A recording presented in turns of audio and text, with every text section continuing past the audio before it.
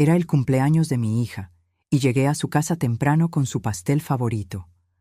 Toqué la puerta con una sonrisa, esperando ver su rostro iluminarse como cuando era una niña.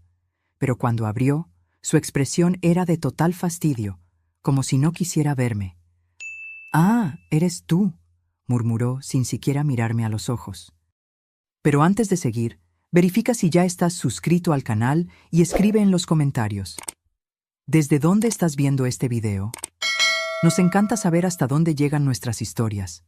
Todavía recuerdo el olor del pastel de almendras con ganache de chocolate que llevé a casa de mi hija Elena esa tarde. Era su 43º cumpleaños y yo había ahorrado 3 meses de mi jubilación para comprar esa pequeña obra de arte de la repostería francesa que tanto le gustaba. 2.200 pesos que no tenía, pero que gasté con gusto para ver su sonrisa. El taxi me dejó frente a la mansión que había ayudado a financiar 5 años atrás, una casa de 3 pisos en el mejor barrio de Puerto Vallarta, con vista al mar y piscina infinita. 1.800.000 pesos de mis ahorros para el enganche, dinero que había ahorrado centavo por centavo durante 45 años como profesora universitaria, haciendo horas extras y tutorías los fines de semana. Me acomodé mi vestido turquesa, también nuevo para la ocasión, y toqué el timbre, equilibrando el pastel en una mano y sosteniendo en la otra un pequeño paquete plateado que contenía un collar de perlas que había pertenecido a mi madre. 3 generaciones de mujeres fuertes, pensé. Qué legado tan maravilloso para pasar. La puerta se abrió, pero el rostro de Elena no se iluminó como yo esperaba. Sus ojos apenas se encontraron con los míos antes de volver al celular que tenía en la mano. «Ah, eres tú», murmuró, haciéndose a un lado para que entrara. Ni un beso, ni un abrazo, como si yo fuera solo otra entrega a domicilio. «Feliz cumpleaños, mi querida», dije, tratando de mantener el entusiasmo en mi voz. «Traje tu pastel favorito y un regalito especial». Elena suspiró profundamente, como si mi presencia fuera un estorbo que se viera forzada a tolerar. «Ponlo en la mesa de la cocina. Necesito terminar esta llamada». Caminé sola hasta la cocina de mármol italiano, otro regalo mío cuando reformaron la casa, y coloqué el pastel delicadamente sobre la encimera. A través de la ventana vi a los gemelos, mis nietos de 11 años, jugando en la piscina con el instructor de natación. Ni siquiera notaron mi presencia. Me quedé allí, parada, escuchando el eco de la casa vacía, sintiéndome como una extraña invadiendo un espacio donde claramente no era bienvenida. 15 minutos después, Elena entró en la cocina. Estaba deslumbrante, como siempre, cabello perfectamente teñido, maquillaje impecable, uñas hechas. Todo esto costeado por la clínica de estética que yo le había financiado 8 años atrás. 350.000 pesos para que ella realizara su sueño de emprendedora. Un préstamo que yo había pedido usando mi apartamento como garantía y que nunca fue reembolsado. «Entonces», dijo, abriendo el refrigerador y sacando una botella de agua con gas, «¿viniste solo a dejar el pastel o te quedarás a cenar también?» La frialdad en su voz me cortó como un cuchillo. Tragué saliva, intentando controlar la decepción.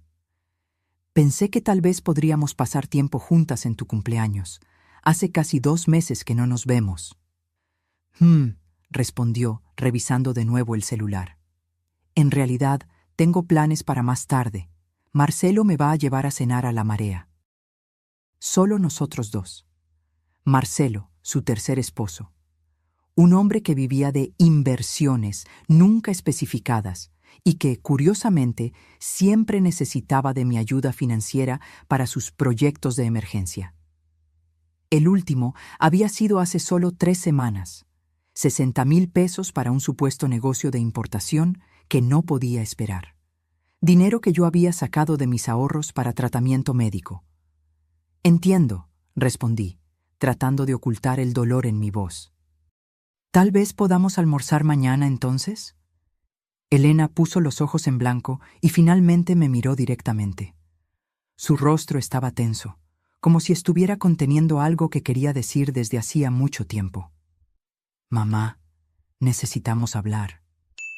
Señaló los taburetes altos alrededor de la isla de la cocina. Siéntate.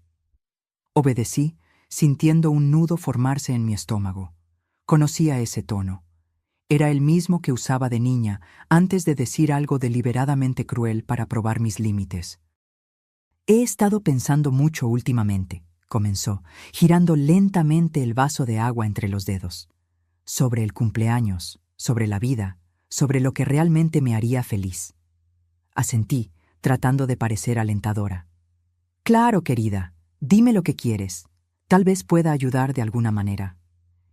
Elena puso el vaso sobre la mesa con un golpe sordo y me miró directamente a los ojos. Lo que vi allí me heló hasta los huesos. No era amor, ni siquiera irritación pasajera. Era puro desprecio. La única cosa que realmente me gustaría recibir de regalo de cumpleaños, dijo lentamente, pronunciando cada palabra con deliberada crueldad, es que simplemente desaparecieras de mi vida. Preferiblemente que te murieras. El mundo se detuvo. El aire fue succionado de la habitación. Intenté hablar, pero mi garganta se cerró. Fue como si alguien me hubiera golpeado físicamente en el pecho. ¿Qué? Fue todo lo que pude susurrar. «Escuchaste», continuó, ahora con una frialdad calculada. «Estoy cansada de ti, mamá. Cansada de tus llamadas constantes, de tus visitas inesperadas, de tu forma de inmiscuirte siempre en mi vida con tus consejos anticuados y tu insoportable necesidad emocional». Mis manos comenzaron a temblar incontrolablemente. 74 años de vida, 43 años siendo su madre, y nunca, jamás, imaginé que escucharía tales palabras salir de la boca de mi única hija. «Elena», logré decir entre lágrimas que empezaban a formarse, «soy tu madre. Te di todo, sacrifiqué todo por ti». «Exacto», exclamó, levantándose del taburete. «Por eso me estás asfixiando. No puedo respirar con tu presencia constante. Necesito espacio, necesito libertad. Necesito vivir mi vida sin tener que lidiar con tus expectativas y tu drama emocional». Miré el pastel de cumpleaños, las velas aún en la caja, esperando ser encendidas. Todo lo que había imaginado para ese día, abrazos, risas, recuerdos compartidos, se desvaneció como humo. «Pero Elena», intenté una vez más, «solo quiero estar cerca de ti, ser parte de tu vida. Eres todo lo que tengo». «Y ese es exactamente el problema», respondió, cruzando los brazos. «El hecho de que yo soy todo lo que tú tienes. Arregla tu propia vida y déjame en paz». Me levanté del taburete, mis piernas temblando tanto que temí caerme. Tomé mi bolso y el pequeño paquete con el collar de perlas. El pastel se quedaría. Tal vez los gemelos lo apreciarían, aunque su madre no pudiera. «No puedo creer que me estés diciendo esto», murmuré, «después de todo lo que hice por ti». «¿Todo lo que hiciste?», se rió sarcásticamente. «Mamá, todo lo que hiciste fue para tu propio beneficio, para sentirte necesaria, para tener control sobre mi vida. Pero ya no soy una niña, y ya no te necesito asfixiándome». Caminé hacia la puerta, cada paso costándome años de vida. En el umbral, me di la vuelta una última vez, esperando ver algún arrepentimiento en sus ojos, algún rastro de esa niñita dulce que había criado con tanto amor. Pero solo vi impaciencia. Impaciencia para que me fuera y ella pudiera continuar con su vida, libre de la carga que aparentemente yo representaba. «Feliz cumpleaños, Elena», susurré, y salí, cerrando la puerta suavemente detrás de mí. Lo que mi hija no sabía, mientras me observaba partir esa tarde soleada, es que ella había encendido algo dentro de mí que había permanecido dormido por décadas. Una llama que no era de autodestrucción, sino de renacimiento. El taxi me dejó frente a mi pequeño apartamento en el centro de la ciudad, un lugar modesto de 2 habitaciones que había comprado con el dinero de la venta de la casa familiar después de la muerte de mi esposo, 20 años atrás. Entré tambaleándome, dejé caer el bolso al suelo y me desplomé en el sofá desgastado. El mismo sofá donde había acunado a Elena de bebé, donde le había leído cuentos todas las noches, donde había secado sus lágrimas después de cada decepción. Las palabras de ella resonaban en mi mente como un estribillo cruel. Que te murieras. Mi propia hija había deseado mi muerte como regalo de cumpleaños. El dolor era físico, un peso abrumador en mi pecho que hacía difícil respirar. Pasé la noche en vela, recordando cada momento, cada sacrificio, cada centavo que había invertido en ella durante 4 décadas. Cuando Elena tenía 5 años y fue diagnosticada con asma severa, trabajé turnos extras en la universidad para pagar los tratamientos especializados que el seguro no cubría. Fueron 18,000 pesos en consultas y medicamentos. Dinero que obtuve vendiendo las joyas de matrimonio que mi esposo me había dado. A los 16, cuando quiso hacer un intercambio a los Estados Unidos, hipotequé este mismo apartamento para pagar los 250,000 pesos del programa. Gracias, mami, me había dicho en ese momento, abrazándome fuerte en el aeropuerto. Eres simplemente la mejor madre del mundo. Palabras que ahora parecían pertenecer a otra vida, otra persona. En la universidad, cuando Elena decidió cambiar de carrera 3 veces, de Derecho a Arquitectura, luego a Administración, pagué cada semestre sin una sola queja. En total, fueron casi 480,000 pesos.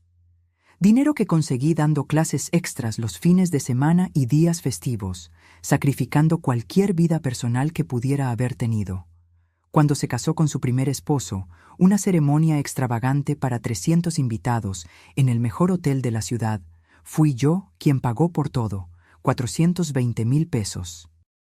El vestido de diseñador, las flores importadas, la orquesta, el banquete gourmet. Es el día más feliz de mi vida, mamá, había dicho, radiante en su vestido de princesa. Y todo gracias a ti. El divorcio llegó 2 años después, seguido por un segundo matrimonio aún más caro, que también terminó en menos de 3 años. Y entonces, Marcelo, el esposo actual. La casa de 3 pisos, la clínica de estética, el auto de lujo que ayudé a financiar cuando el viejo se descompuso, 220,000 pesos. Las escuelas privadas bilingües para los gemelos, 48,000 pesos por trimestre. Al amanecer, empecé a hacer cuentas. Encontré una caja vieja donde guardaba todos los recibos, todos los comprobantes de transferencias, todos los contratos que había firmado a lo largo de los años. No por desconfianza, sino por organización. Una vieja profesora de matemáticas nunca pierde sus hábitos. Sentada a la mesa de la cocina, con una taza de té frío que no tuve ánimo de beber, empecé a listar cada valor, cada fecha, cada motivo. El total me dejó atónita, más de 4,800,000 pesos a lo largo de 43 años, casi 5 millones de pesos que yo había dedicado a la felicidad de mi hija, y todo eso para escuchar que su mayor deseo era mi muerte. Algo extraño sucedió mientras miraba esos números. El dolor punzante que había sentido durante toda la noche empezó a transformarse en algo diferente. No rabia, aunque también había rabia, sino una claridad cristalina que nunca había experimentado antes. Una comprensión profunda de que había sido manipulada por décadas por alguien que veía mi amor como una utilidad, no como un vínculo sagrado. Si hubiera invertido esos casi 5 millones de pesos en mí misma, si hubiera viajado, estudiado más, comprado una casa mejor, cuidado de mi salud, planeado una jubilación cómoda, ¿dónde estaría ahora? Ciertamente no en este pequeño apartamento, contando los centavos de mi mermada jubilación, posponiendo tratamientos médicos para poder seguir ayudando a una hija que deseaba mi muerte. A las 6 de la mañana hice algo que nunca había hecho antes. Tomé el teléfono y bloqueé el número de Elena. Luego, bloqueé el de Marcelo. A continuación, todos los números asociados a la familia de ella. Fue un gesto pequeño, pero simbólicamente poderoso. Mi primer acto de autopreservación en 4 décadas. Tomé un baño largo, Me puse mis mejores ropas, un conjunto de pantalón y blazer que rara vez usaba para economizar, y salí de casa con un propósito definido que no involucraba a mi hija por primera vez en años. Primera parada, el banco. El mismo banco donde Elena y yo teníamos una cuenta conjunta para emergencias, en la cual yo depositaba regularmente pequeñas sumas para cualquier imprevisto que pudiera surgir en su vida. Una cuenta que, en ese momento, tenía un saldo de 180,000 pesos. «Buenos días, doña Carmen», me saludó el gerente, señor Ortega, que me conocía desde hacía años. «¿En qué puedo ayudarla hoy?» «Quiero cerrar la cuenta conjunta número 4 Neila 526 7891», respondí con una calma que me sorprendió a mí misma. «¿Estás segura? Esa cuenta tiene un saldo considerable», advirtió, consultando la computadora. «Absolutamente segura», confirmé, firmando los formularios con mano firme.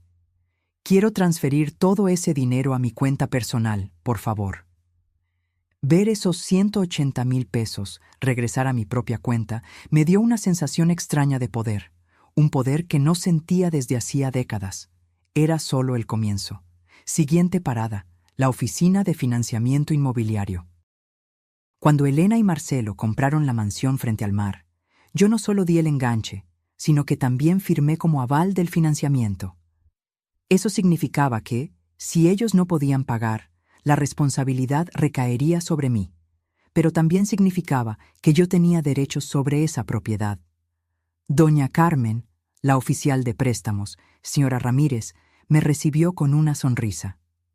«¿Qué la trae por aquí hoy?» «Quiero revisar los términos del contrato de financiamiento donde aparezco como aval», expliqué. «Necesito entender exactamente cuáles son mis derechos y obligaciones». Mientras ella buscaba los documentos, recordé el día en que firmé esos papeles. Elena había llorado de emoción.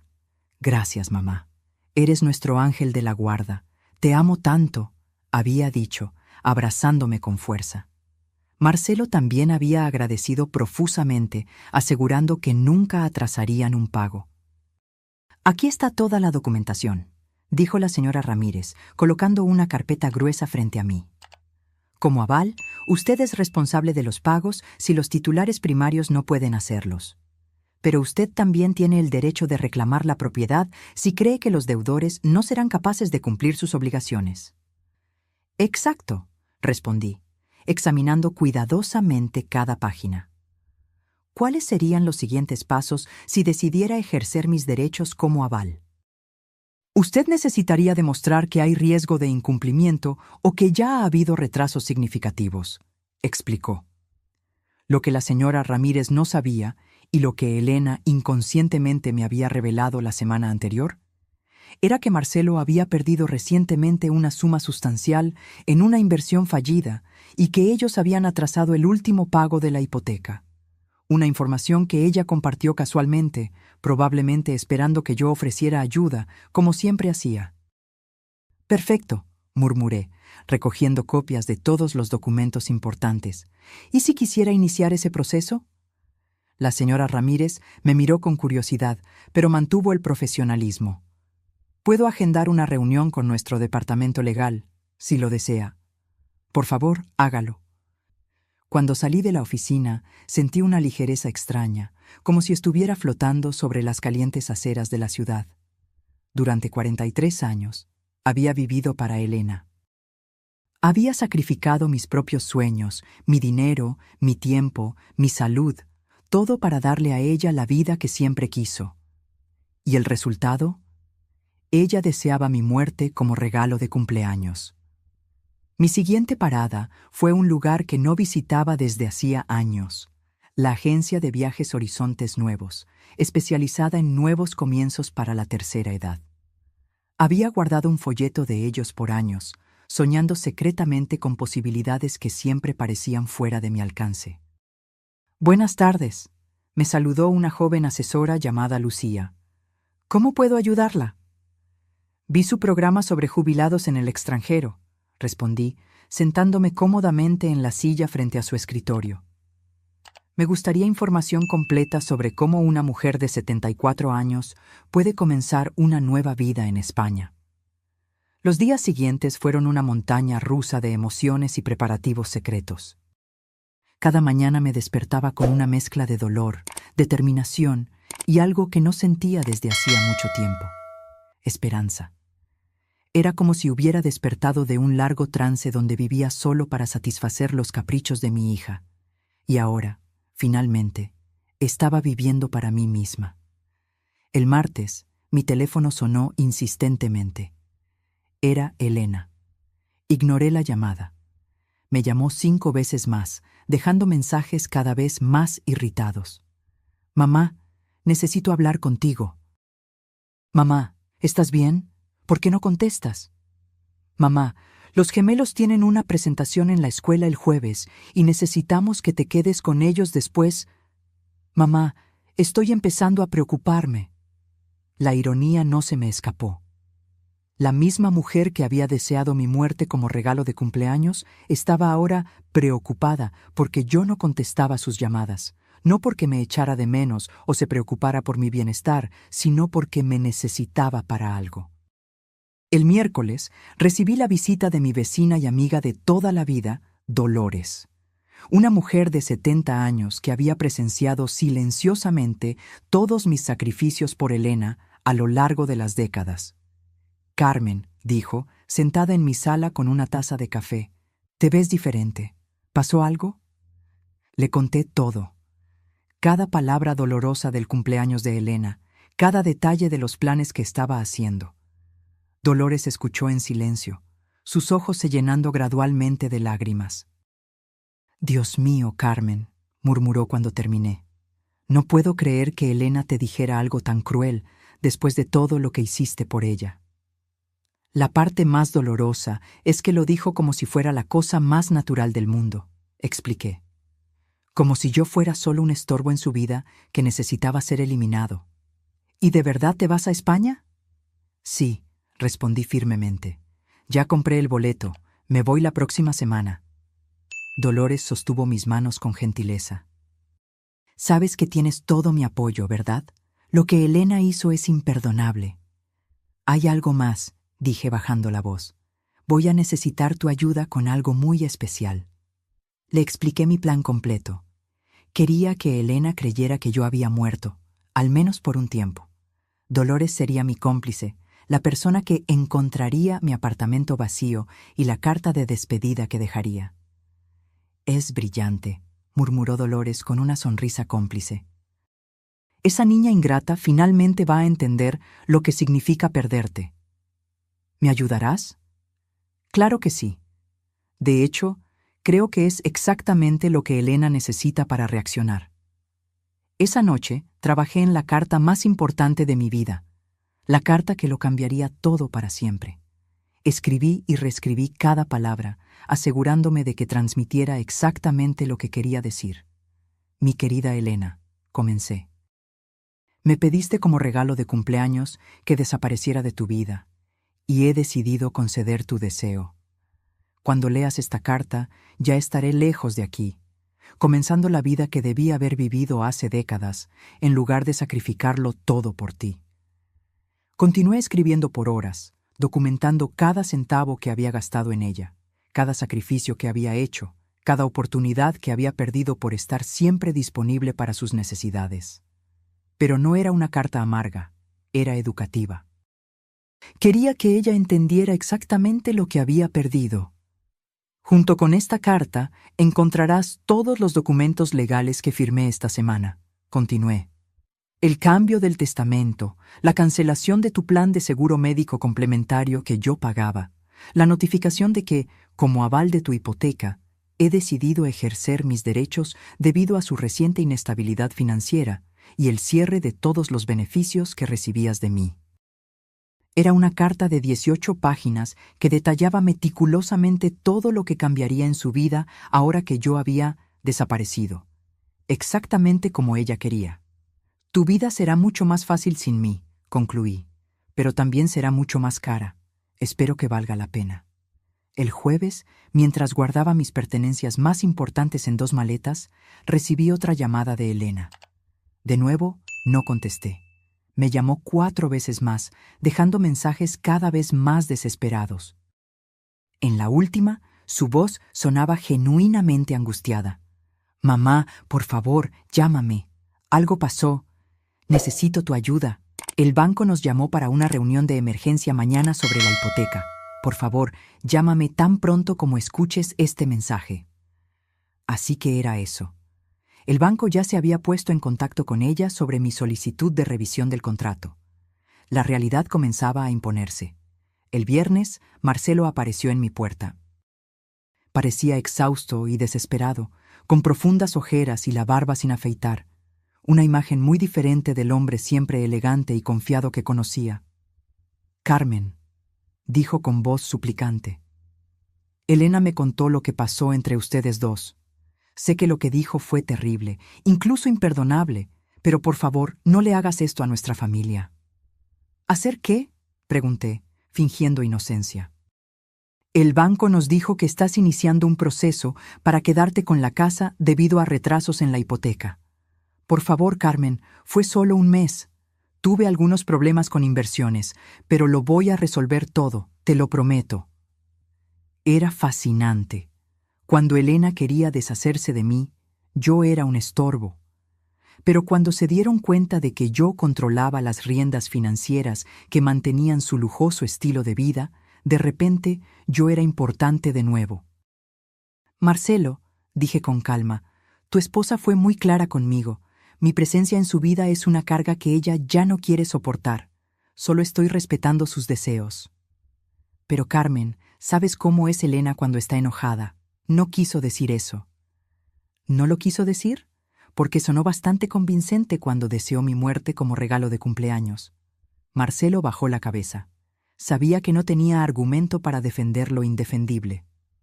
«Por favor», insistió, «dame una oportunidad de arreglar esto. Hablaré con Elena. Haré que entienda lo equivocada que está». «Es demasiado tarde», respondí, cerrando lentamente la puerta. «Dales un beso a mis nietos por mí». El sábado fue mi último día en esa ciudad donde había pasado toda mi vida. Caminé por los lugares que habían sido importantes para mí: la universidad donde di clases por 38 años, el parque donde llevaba a Elena de niña, la iglesia donde me casé con su padre. Fue mi despedida silenciosa de una vida que había vivido completamente para los demás. El domingo comenzaría una vida que, finalmente, viviría para mí misma. En la mañana del domingo, Dolores tocó a mi puerta como habíamos acordado. Trajo café fresco y una sonrisa cómplice que me llenó de energía. «¿Lista para tu gran escape?», preguntó, guiñándome un ojo. «Más que lista», respondí, llevando mis 2 maletas a la puerta. «¿Tienes las llaves de repuesto de mi apartamento?». «Aquí están», dijo ella, mostrando el conjunto de llaves que le había dado la noche anterior. «Y también tengo la carta para Elena y todos los documentos que vas a dejar». Habíamos planeado todo meticulosamente. Dolores esperaría hasta el martes para ir al apartamento de Elena y entregarle los documentos, fingiendo que había encontrado mi apartamento vacío y se había preocupado por mi desaparición. «Recuerda», le indiqué mientras esperábamos el taxi, «tienes que parecer genuinamente preocupada. Dile que no contesté el teléfono por 2 días, que tocó a mi puerta y no respondí, y que cuando usó las llaves de emergencia encontró el apartamento vacío y la carta».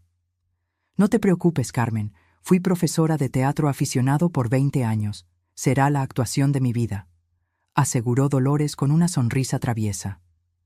El taxi llegó puntualmente a las 6 de la mañana. Mientras el conductor cargaba mis maletas, di una última mirada a mi apartamento. Había vivido allí por 15 años, pero extrañamente no sentía nostalgia. Era como si finalmente me estuviera liberando de una prisión que yo misma había construido.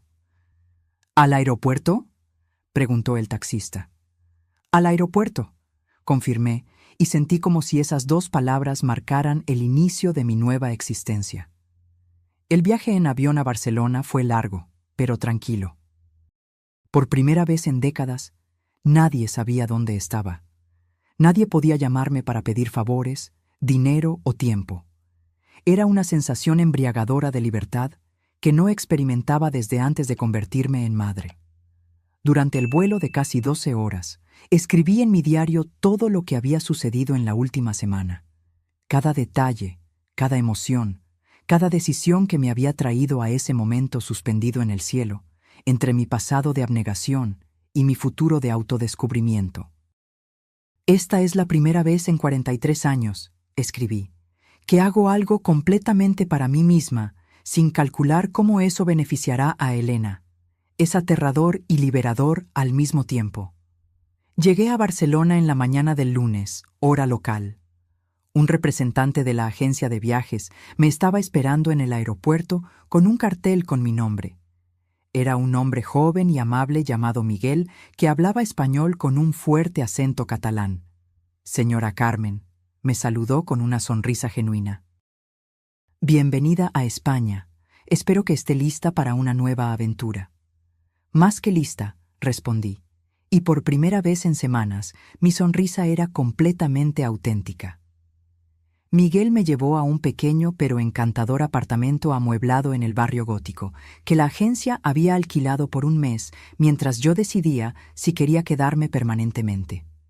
Era un tercer piso en un edificio centenario, con ventanas que daban a una plaza arbolada y balcones floridos en los edificios vecinos. Aquí tiene toda la información sobre la ciudad, dijo Miguel, entregándome una carpeta gruesa. Restaurantes recomendados, actividades culturales, grupos sociales para expatriados, clases de catalán, contactos médicos en caso de que lo necesite. También agendé una reunión con un asesor financiero para el miércoles, para ayudarla con el papeleo si decide quedarse permanentemente. Esa tarde, después de un corto descanso, hice algo que no hacía en años. Salí a pasear sin un destino definido. Sin horarios, sin compromisos, sin nadie esperando que yo resolviera sus problemas. Caminé por las calles estrechas y sinuosas del barrio gótico, maravillada con la arquitectura medieval, los pequeños cafés en las esquinas, las tiendas de artesanía. Me senté en una plaza y pedí un café con leche y una porción de churros. Comí lentamente, saboreando cada bocado, observando a las palomas, a los turistas, a los lugareños. Una sensación extraña comenzó a formarse en mi pecho. No era tristeza, no era culpa, era paz. Mientras caminaba de regreso al apartamento al final de la tarde, calculé mentalmente cuánto dinero había gastado en Elena solo en los últimos 5 años. Entre el enganche de la casa, los pagos de la clínica de estética, el auto, las escuelas de los gemelos, las emergencias constantes, había sido por lo menos 2,3 millones de pesos. Dinero que yo podría haber usado para viajar por el mundo, para vivir cómodamente, para realizar los sueños que había pospuesto por décadas. En cambio, se lo di todo a una hija que consideraba mi amor una carga y mi presencia un estorbo. A las 8 de la noche, hora de Barcelona, calculé que serían las 2 de la tarde en Puerto Vallarta.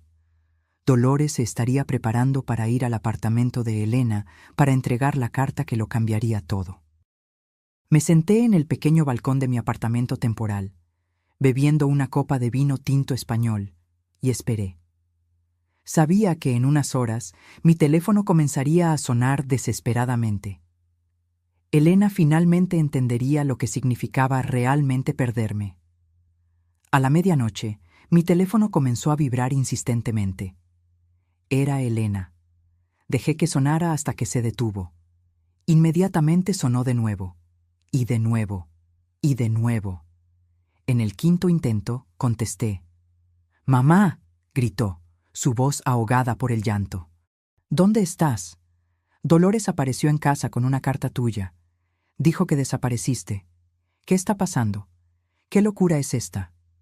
«Hola, Elena», respondí con calma, observando las luces de la ciudad antigua mientras hablaba. «¿Ya leíste la carta?» «Sí, la leí. ¿Te volviste loca? ¿Cómo pudiste hacernos esto?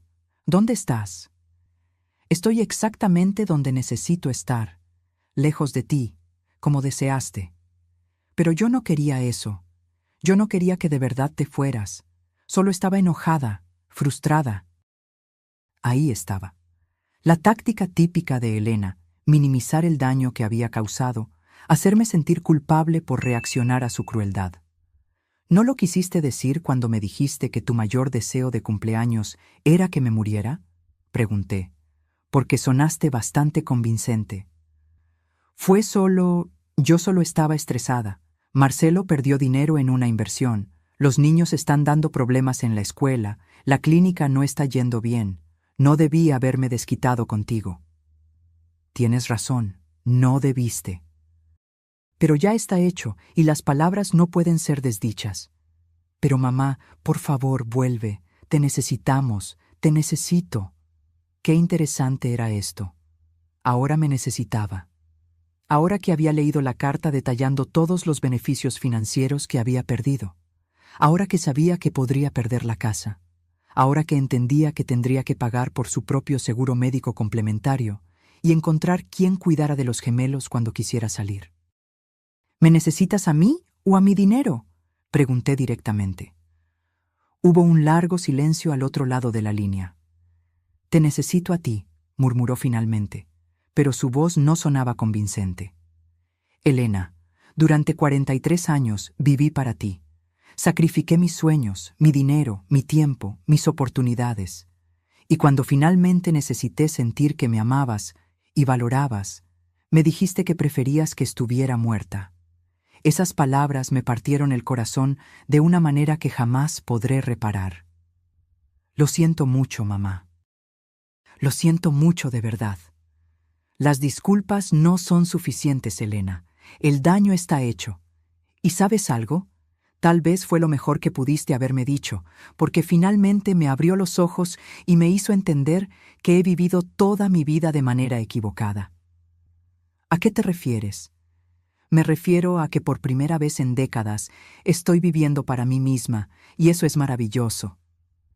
¿Dónde estás, mamá? Por favor, dime, imploró Elena, su voz ahogada por las lágrimas. Los gemelos están preguntando por la abuela. No entienden por qué desapareciste. Era fascinante cómo, ahora que yo no estaba disponible, mis nietos de repente me echaban de menos. Durante todos estos años, cuando yo cancelaba mis planes para cuidarlos, cuando les compraba regalos caros, cuando los llevaba al parque mientras Elena iba de compras, era solo lo que se esperaba de mí. Pero ahora que yo me había ido, mi ausencia se sentía. Los niños estarán bien, respondí, mirando las estrellas sobre Barcelona. Son resilientes. Lo que aprenderán es que las acciones tienen consecuencias y que las palabras dolorosas pueden destruir relaciones para siempre. Pero mamá, por favor, no puedes simplemente desaparecer así. ¿Y si algo te pasa? ¿Y si te enfermas? ¿Cómo vamos a saberlo? Ahora le preocupaba mi bienestar. Qué conveniente. Elena, en los últimos 3 años, tuve 2 episodios de presión alta que me llevaron al hospital. ¿Sabes cuántas veces me visitaste? Ninguna. Siempre tenías algo más importante que hacer. Eso no es verdad, protestó débilmente. Es verdad. La primera vez te llamé desde la sala de emergencias. Dijiste que no podías venir porque tenías una fiesta en casa de una amiga. La segunda vez era el cumpleaños de Marcelo y estabas celebrando. El silencio al otro lado de la línea confirmó que ella recordaba perfectamente cada ocasión. Yo pensé que no era serio, murmuró. Claro, porque mi salud nunca fue una prioridad para ti, pero mis cheques sí lo eran. No es sobre el dinero, gritó Elena. Es sobre ti. Te echo de menos, mamá. ¿Me echas de menos a mí o echas de menos tener a alguien disponible las 24 horas del día para resolver tus problemas? Colgué sin esperar una respuesta. El teléfono volvió a sonar, pero esta vez lo silencié por completo. Necesitaba paz para disfrutar mi primera noche de libertad en un nuevo país. Los días siguientes fueron un descubrimiento constante, no solo de Barcelona, sino de mí misma. Había partes de mi personalidad, intereses y deseos que se habían quedado dormidos por décadas mientras yo vivía en función de Elena. Ahora se despertaban, uno por uno, como flores después de una larga sequía. Descubrí que me encantaba la arquitectura gótica y podía pasar horas admirando los detalles de la Catedral de Barcelona. Me di cuenta de que tenía un talento natural para los idiomas y que el catalán, con sus similitudes al español, no era tan difícil como imaginaba. Redescubrí mi amor por las matemáticas, algo que había enseñado por años, pero que hacía mucho tiempo no practicaba por placer. El miércoles tuve mi reunión con el asesor financiero español. Era un hombre mayor llamado señor Ferrer, que me ayudó a entender todas mis opciones para la residencia permanente en España. Con sus ahorros actuales y su jubilación mexicana, explicó, usted puede vivir cómodamente aquí por muchos años. España tiene excelentes programas de salud para jubilados extranjeros y la calidad de vida en Barcelona es excepcional. Por primera vez en años, hablé abiertamente sobre mis finanzas sin preocuparme por ahorrar dinero para las emergencias de Elena. Era liberador calcular mis gastos basados únicamente en mis propias necesidades y deseos. Usted también puede invertir parte de sus ahorros aquí en España, continuó el señor Ferrer. Los rendimientos son estables y seguros. En 5 años podría aumentar significativamente su patrimonio si invierte con sabiduría. Aumentar mi patrimonio. ¿Cuántas veces tuve esa oportunidad? Pero siempre preferí gastar el dinero en los caprichos de mi hija. ¿Hay algo más que deba saber?, pregunté. Tenemos muchos clientes en situaciones similares a la suya, añadió el asesor con una sonrisa comprensiva. Personas mayores que vinieron a España buscando un nuevo comienzo después de relaciones familiares complicadas. Usted no está sola en esta experiencia. Esa información me confortó profundamente. No era la única madre que había sido manipulada y desechada por hijos ingratos. Había toda una comunidad de personas que habían elegido su propia felicidad en lugar de las demandas tóxicas de sus familias. El viernes me uní a un grupo de caminata para expatriados seniors. Había 12 personas, todas entre 65 y 80 años, todas buscando aventura y nuevas experiencias. Durante el paseo por las colinas que rodean Barcelona, comencé una conversación con una mujer llamada Luisa, una italiana de 76 años que había llegado a España 3 años antes. ¿Qué la trajo por aquí?, me preguntó mientras admirábamos la vista panorámica de la ciudad. Una hija que me dijo que su mayor deseo de cumpleaños era que me muriera. Respondí sin filtros. Ya no tenía energía para suavizar la realidad. Luisa me miró con los ojos muy abiertos. ¿Es en serio? Completamente. Después de financiar su casa, prácticamente criar a sus hijos y sacrificar mi jubilación por sus necesidades, me dijo que mi presencia en su vida era una carga insoportable. «Dios mío», murmuró Luisa, «¿y qué hiciste?» «¿Qué? Desaparecí de su vida y aquí estoy». Luisa sonrió con admiración. «Eres muy valiente. Yo tardé 7 años en tomar la decisión de alejarme de mi familia tóxica. Mi hijo y mi nuera me trataban como un cajero automático ambulante. Durante el resto del paseo, Luisa y yo compartimos nuestras historias.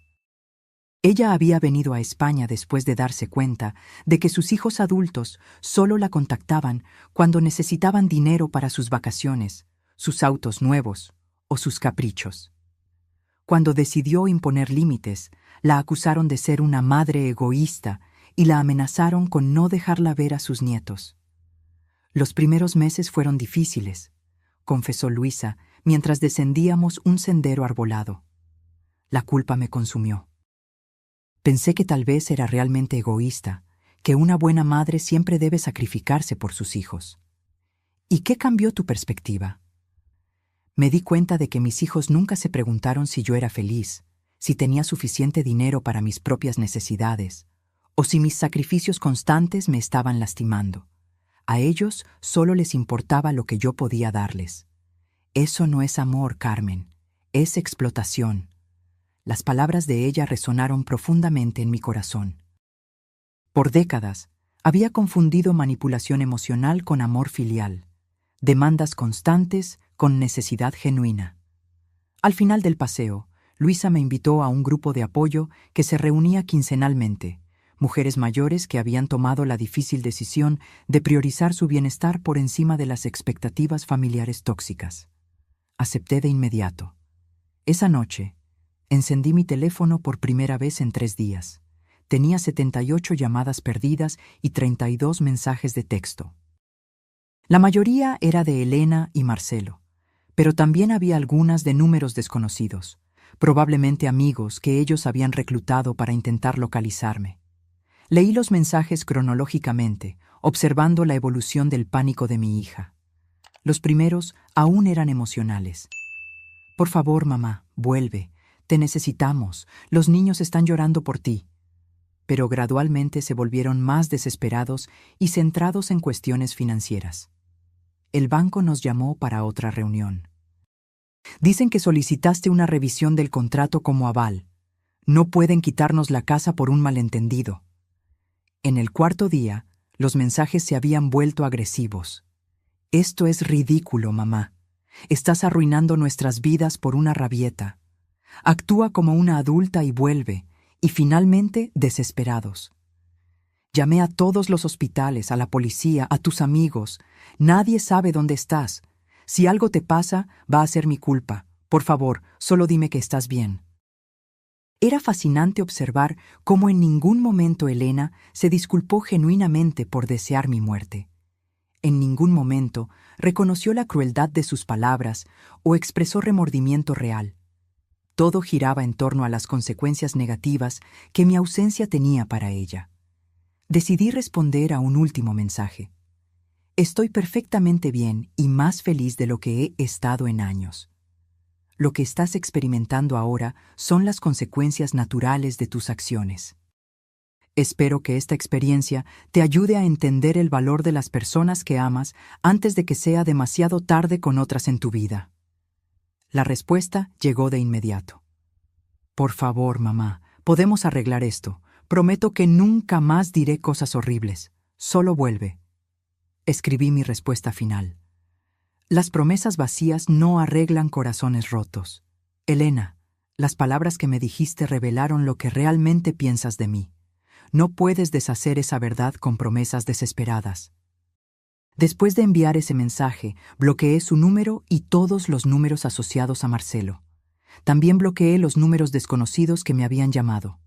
Era hora de cerrar este capítulo de una vez por todas. En la semana siguiente, me reuní de nuevo con el señor Ferrer para firmar los papeles que me permitirían residir permanentemente en España. También hice arreglos para transferir definitivamente mi jubilación mexicana e iniciar el proceso de venta de mi apartamento en Puerto Vallarta. ¿Estás segura de que quiere hacerlo permanente?, preguntó el señor Ferrer. Es una decisión muy significativa. Nunca he estado más segura de nada en mi vida, respondí, firmando cada documento con mano firme. Por primera vez en décadas, estoy tomando decisiones basadas en mi propia felicidad, no en las demandas de los demás. Esa tarde, recibí una llamada de Dolores, mi querida vecina y cómplice. Su voz sonaba animada. «Carmen, no vas a creerlo», dijo. «Elena vino a mi apartamento ayer llorando histéricamente. Imploró que te dijera que volvieras, que había sido un terrible malentendido». «¿Y qué le dijiste?» «Dije la verdad, que lo que te había dicho era imperdonable y que si yo fuera tú, también habría desaparecido para siempre. Debiste haber visto su cara cuando se dio cuenta de que incluso los vecinos sabían lo cruel que había sido contigo». ¿Mencionó algo sobre los problemas financieros? «Oh, sí.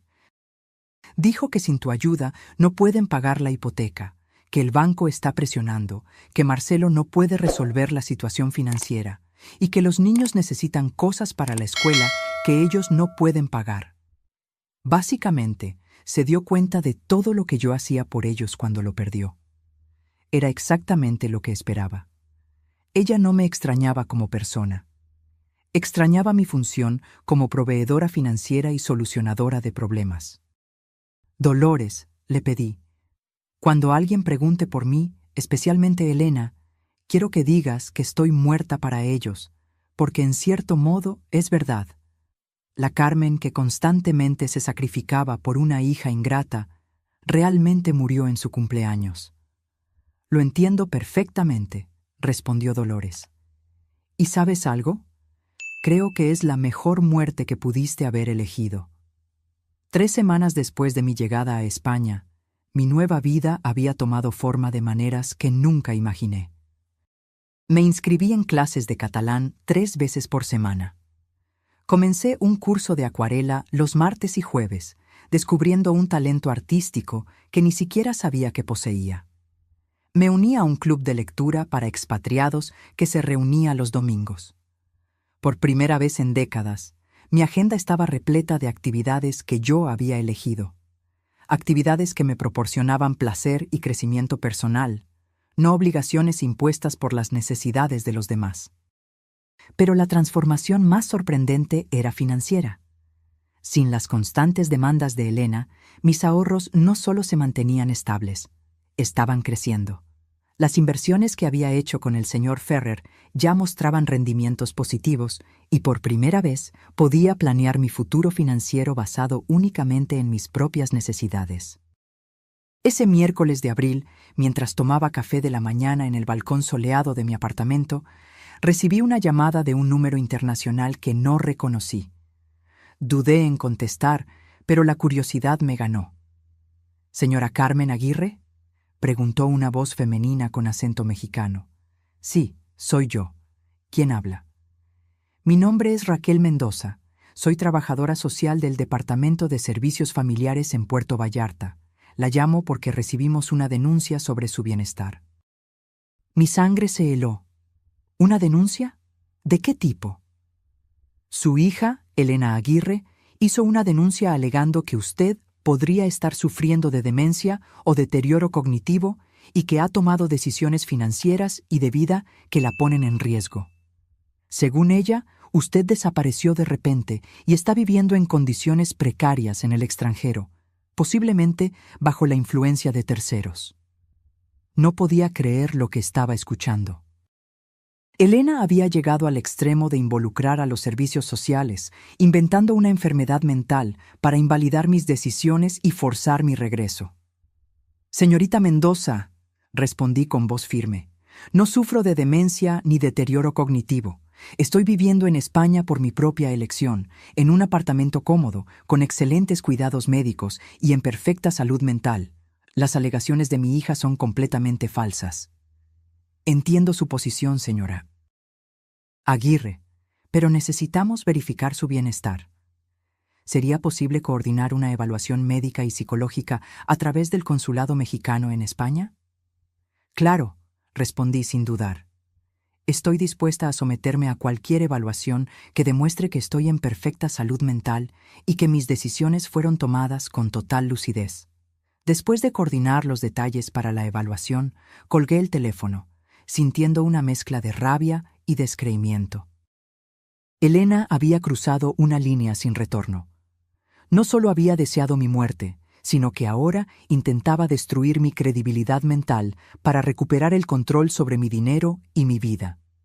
Inmediatamente llamé a mi abogado en México, señor Vargas, que me había ayudado con todos los trámites legales antes de mi partida. Carmen, me saludó con preocupación. Me alegro de escuchar su voz. Tuve una semana muy interesante con su hija. Me imagino. Acabo de hablar con los servicios sociales. Elena me está acusando de tener demencia. Eso no es todo, suspiró el señor Vargas. También contrató a otro abogado para intentar impugnar todos los cambios legales que usted hizo antes de partir. Está alegando que usted no estaba en su sano juicio cuando los firmó. ¿Puede hacer eso? Puede intentarlo, pero no tiene una base legal sólida. Tengo grabaciones de todas nuestras conversaciones, donde usted claramente demuestra total lucidez. Además, el hecho de que planeó meticulosamente su partida y está viviendo independientemente en España contradice cualquier alegación de deterioro cognitivo. ¿Qué más está haciendo? Intentó tener acceso a sus cuentas bancarias, alegando preocupación por su bienestar. También quería interrumpir el proceso de reclamación de la casa, pero como todo está legalmente respaldado y ella misma firmó documentos reconociendo problemas financieros recientes, no tiene argumentos válidos. Era increíble hasta dónde estaba dispuesta a llegar Elena para recuperar los beneficios financieros que había perdido. Señor Vargas, quiero que prepare una demanda por difamación contra mi hija. Las falsas alegaciones de ella sobre mi estado mental pueden afectar mi reputación y mis derechos legales. Será un placer, respondió con satisfacción. Después de ver cómo la trató, creo que es hora de que se enfrente a las consecuencias legales de sus acciones. 2 días después, comparecí en el Consulado Mexicano en Barcelona para las evaluaciones médicas y psicológicas. El médico designado, Dr. Torres, era un hombre experimentado que inmediatamente comprendió la situación. Señora Aguirre, me dijo después de una exhaustiva evaluación de 3 horas, no solo está en perfecta salud mental, sino que las decisiones que ha tomado demuestran una lucidez y valentía admirables. Su hija está claramente intentando manipular el sistema legal para recuperar beneficios financieros. ¿Eso será documentado oficialmente? Absolutamente. Enviaré un informe detallado a los servicios sociales explicando que las alegaciones son infundadas y que usted está viviendo una vida independiente y saludable en España. Esa misma tarde, recibí una llamada de la trabajadora social. Señora Aguirre, recibimos el informe médico del consulado. Es evidente que las alegaciones de su hija no tienen fundamento. Vamos a cerrar el caso y notificar a Elena de que sus quejas han sido consideradas infundadas. Gracias, respondí. ¿Esto quedará registrado de alguna manera? Sí, se documentará que ella hizo una denuncia falsa sobre el bienestar de un familiar, lo que puede tener implicaciones legales si se repite. Perfecto. Elena no solo fracasó en su intento de invalidar mis decisiones, sino que ahora tenía un registro oficial de haber hecho denuncias falsas. Esa noche, decidí hacer algo que había pospuesto. Escribir un relato detallado de mi experiencia, no para Elena, sino para otras mujeres que pudieran estar viviendo situaciones similares de manipulación y abuso emocional por hijos adultos. Escribí durante 4 horas, documentando cada sacrificio que había hecho, cada manipulación que había sufrido y cada paso que había dado para reivindicar mi dignidad y mi vida. Titulé el texto Cuando el amor materno se convierte en autodestrucción. Mi historia de liberación a los 74 años. Envié el texto a un blog que había descubierto, especializado en historias de mujeres mayores que habían encontrado el valor para cambiar radicalmente sus vidas. Una semana después, recibí una respuesta entusiasta de la editora. Carmen, escribió, su historia es poderosa e inspiradora. Recibimos cientos de comentarios de mujeres que se identifican completamente con su experiencia. ¿Estaría dispuesta a participar en una entrevista en video para nuestro canal de YouTube? Acepté de inmediato. Era hora de usar mi experiencia para ayudar a otras mujeres atrapadas en dinámicas familiares tóxicas. La entrevista se publicó 2 semanas después y rápidamente se volvió viral. Miles de mujeres compartieron historias similares de hijos adultos que las manipulaban emocionalmente y explotaban financieramente. Los comentarios eran un catálogo de dolor y reconocimiento. Mi hijo de 37 años vive en mi casa, no paga alquiler y me insulta cuando le pido que busque empleo, escribió una mujer. Mi hija solo me llama cuando necesita dinero para las vacaciones, pero nunca tiene tiempo para visitarme cuando estoy enferma, compartió otra.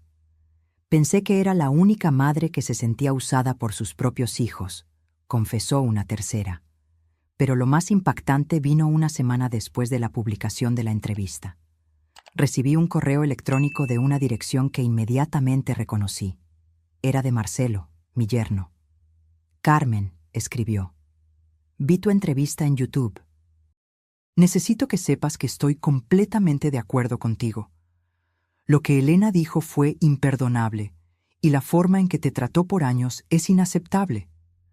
Fui testigo de cómo te manipula y te usa, pero nunca tuve el valor de confrontarla porque éramos tan dependientes de tu ayuda financiera.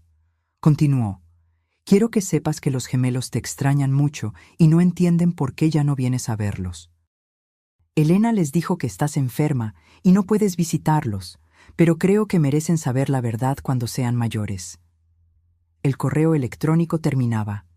Sé que probablemente es demasiado tarde para disculpas, pero quería que supieras que al menos una persona en esta familia reconoce cuánto te sacrificaste por nosotros. Espero que seas feliz en tu nueva vida. Leí el correo electrónico 3 veces antes de decidir cómo responder. Finalmente escribí: Marcelo, agradezco tu honestidad, pero las disculpas tardías no cambian el daño causado.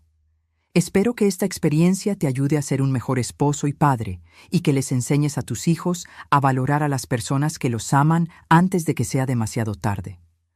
Fue la primera vez que alguien en mi familia reconoció públicamente el abuso que había sufrido. Eso no cambió mi decisión de mantener la distancia, pero me dio una sensación de validación que había necesitado por años. Mi nueva vida en España florecía de maneras inimaginables. Tenía amigos genuinos que me valoraban por quien yo era, no por lo que podía dar. Redescubrí pasatiempos y pasiones. Tenía paz mental y estabilidad financiera. Y lo más importante, tenía dignidad. 6 meses después de mi llegada a España, mi vida había asumido una forma que nunca soñé que fuera posible. Era una mañana soleada de primavera cuando recibí una llamada que lo cambiaría todo una vez más. Era Dolores, mi querida vecina y cómplice en México. «Carmen», dijo con voz animada, «tienes que escuchar esto. Elena perdió la casa». Mi corazón se detuvo por un segundo. A pesar de todo, una parte de mí todavía se preocupaba por el bienestar de mis nietos. «¿Qué pasó exactamente?», pregunté. «El banco ejecutó la hipoteca la semana pasada. Marcelo no pudo recuperar el dinero que perdió. Se atrasaron en 3 pagos más, y como tú eres la aval y ejerciste tus derechos legales, el banco procedió con la ejecución. Elena vino a mí ayer llorando desesperadamente». «¿Y los niños?». «Están bien. Se mudaron a un apartamento pequeño al otro lado de la ciudad. Marcelo finalmente consiguió un trabajo estable en una empresa de turismo, ganando mucho menos que antes, pero al menos es algo seguro. Elena también tuvo que volver a trabajar en la clínica, no como propietaria, sino como empleada. Era extraña la mezcla de sentimientos que experimenté. No sentía alegría por su sufrimiento, sino una profunda satisfacción de justicia. Por primera vez en sus vidas, Elena y Marcelo estaban viviendo con las consecuencias reales de sus decisiones, sin tener a alguien para rescatarlos. «Hay algo más», continuó Dolores. «Elena me preguntó si yo sabía cómo contactarte. Dijo que quiere disculparse genuinamente, que finalmente entiende todo lo que perdió cuando te perdió a ti». «¿Y qué le dijiste?». «Dije que algunas heridas son demasiado profundas para sanar y que algunas palabras nunca pueden ser desdichas. También dije que tú estás floreciendo en tu nueva vida y que probablemente es mejor para las dos que ella no intente contactarte». Dolores tenía razón. A lo largo de estos 6 meses, yo había construido una paz interior que no quería arriesgar por promesas vacías de una hija que repetidamente demostró que solo me valoraba cuando me necesitaba. Esa tarde recibí una llamada inesperada del señor Vargas. «Carmen, tengo noticias interesantes», dijo. «La casa de Elena fue vendida por el banco y como usted era la aval, tiene derecho a recuperar su inversión inicial de 1.8 millones de pesos más los intereses acumulados». «¿Cuánto es eso en total?». 2.1 millones de pesos. El banco ya aprobó la transferencia. El dinero estará en su cuenta española la próxima semana. Era increíble. No solo había recuperado mi inversión original, sino que gané un adicional de 300,000 pesos. Dinero que se habría perdido para siempre si yo hubiera continuado siendo la madre eternamente sacrificada. «También hay otra cosa», continuó el señor Vargas. «Su apartamento en Puerto Vallarta finalmente fue vendido. Después de comisiones y gastos, el valor neto es de 820,000 pesos. En total, yo estaba recibiendo casi 3 millones de pesos en activos que había dado por perdidos. Con mis ahorros existentes y las inversiones que había hecho en España, mi patrimonio neto ahora excedía los 5 millones de pesos. A los 74 años, yo era más rica de lo que jamás había sido en toda mi vida. Esa noche, celebré en mi restaurante favorito en la Plaza Real. Pedí el mejor cava español y brindé por la mujer valiente que tuvo el coraje de comenzar de nuevo cuando todo parecía perdido. Mientras cenaba, reflexioné sobre todo el viaje.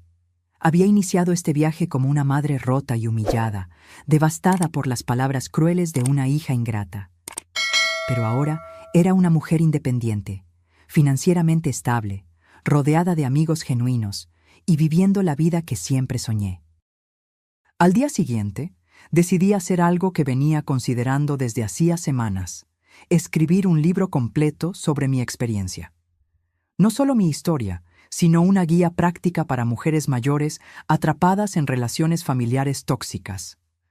Contacté a una editorial española que se especializaba en libros de autoayuda y crecimiento personal. La editora, una mujer llamada Montserrat, se interesó de inmediato. «Carmen», me dijo durante nuestra reunión, «su historia toca un tema que afecta a millones de mujeres, pero que rara vez se discute abiertamente. El abuso emocional por hijos adultos es un problema epidémico que necesita ser expuesto». Pasé los siguientes 3 meses escribiendo Cuando el amor lastima, liberándose del abuso emocional familiar después de los 70. El libro documentó no solo mi experiencia personal, sino también estrategias prácticas para reconocer la manipulación, establecer límites saludables y encontrar el coraje de priorizar el propio bienestar. El libro se publicó 8 meses después y se convirtió en un bestseller en varios países de Europa y América Latina. Las cartas que recibí de lectoras eran extraordinarias. Mujeres de todo el mundo me escribieron, contando cómo mi historia les había dado el valor para hacer cambios radicales en sus propias vidas. Leí tu libro y finalmente entendí que no soy una mala madre por negarme a seguir financiando la irresponsabilidad de mi hijo de 42 años, escribió Marta de Chile. Tu historia me ayudó a entender que el amor verdadero no exige autodestrucción, compartió Teresa de Portugal. Después de leer tu libro, vendí mi casa grande y me mudé a un pequeño apartamento que puedo pagar sin depender de la ayuda de mis hijos. Por primera vez en años, duermo en paz, relató Sofía de Argentina. Pero la carta que más me conmovió llegó un año después de la publicación del libro. Era de una joven madre llamada Paula. Señora Aguirre, escribió, tengo 32 años y una madre de 67 que ha sacrificado su vida entera por mí y mis hermanos. Después de leer su libro, me di cuenta de que la estamos tratando exactamente como Elena la trató a usted. Su historia me abrió los ojos y me hizo entender que estaba repitiendo un patrón tóxico que podría destruir mi relación con mi madre para siempre. Ayer llamé a mi madre y me disculpé por todos los años de darla por sentada. También le dije que quiero ayudarla a realizar sus propios sueños en lugar de esperar que siempre esté disponible para los míos. Gracias por ayudarme a entender esto antes de que fuera demasiado tarde. Esa carta me hizo llorar de alegría. Mi dolor había servido para evitar que otras familias pasaran por la misma destrucción. 2 años después de mi llegada a España, recibí una carta física en mi buzón. La caligrafía en el sobre era familiar, pero no pude identificarla de inmediato. Cuando la abrí, mi corazón se aceleró. Era de mis nietos, ahora de 13 años. Querida abuela Carmen, escribieron con caligrafía de adolescentes. Papá nos contó la verdad sobre por qué te fuiste. Dijo que mamá te dijo cosas muy crueles y por eso decidiste comenzar una nueva vida lejos de nosotros. Queremos que sepas que te extrañamos mucho y que entendemos por qué te fuiste. También queremos que sepas que estamos orgullosos de ti por ser tan valiente. Cuando seamos mayores, nos gustaría visitarte en España, si quieres recibirnos. La carta incluía dibujos que habían hecho de mí viviendo feliz en las calles de Barcelona. Lloré por 1 hora después de leer esa carta, no por tristeza, sino por la comprensión de que mi decisión de preservar mi dignidad había sido la correcta, incluso si eso significaba alejarme de personas que amaba. Decidí responderles. Mis queridos nietos, escribí, sus palabras son el regalo más hermoso que he recibido en años. Los amo profundamente y siempre los amaré, sin importar la distancia. Cuando sean mayores y puedan tomar sus propias decisiones, las puertas de mi corazón y de mi casa siempre estarán abiertas para ustedes. Hasta entonces, quiero que sepan que la abuela está viviendo una vida plena y feliz, rodeada de belleza y paz. Guarden ese amor que sienten por mí, pero también aprendan de esta experiencia. Las palabras tienen el poder de construir o destruir, y las relaciones se basan en el respeto mutuo, no en el sacrificio unilateral. Los amo con todo mi corazón. Hoy, 3 años después de ese terrible cumpleaños que cambió mi vida para siempre, estoy sentada en el balcón de mi nuevo apartamento en Barcelona, que compré con mi propio dinero, contemplando el mar Mediterráneo mientras escribo las últimas líneas de mi historia. Tengo 77 años, un patrimonio de más de 6 millones de pesos, un libro bestseller traducido a 8 idiomas, amigos queridos de todo el mundo y una paz interior que jamás pensé que volvería a experimentar. Elena me pidió como regalo de cumpleaños que desapareciera de su vida. Le concedí ese deseo de la manera más extraordinaria posible. Lo que ella nunca calculó fue que, al perderme, no solo perdió a una madre que la amaba incondicionalmente, sino también a la persona que mantenía su mundo financiero estable por décadas. La semana pasada recibí un correo electrónico de Elena, el primer contacto directo después de 3 años. Mamá, escribió, leí tu libro. Nunca imaginé cuánto te lastimé, cuánto te sacrificaste por mí, cuánto te di por sentada durante toda mi vida. No estoy pidiendo que vuelvas o que me perdones. Solo quiero que sepas que finalmente entendí lo que intentaste enseñarme, aunque de la manera más difícil. Espero que seas feliz en tu nueva vida, porque te mereces toda la felicidad del mundo. No respondí al correo electrónico. Algunos puentes, una vez quemados, no pueden ser reconstruidos.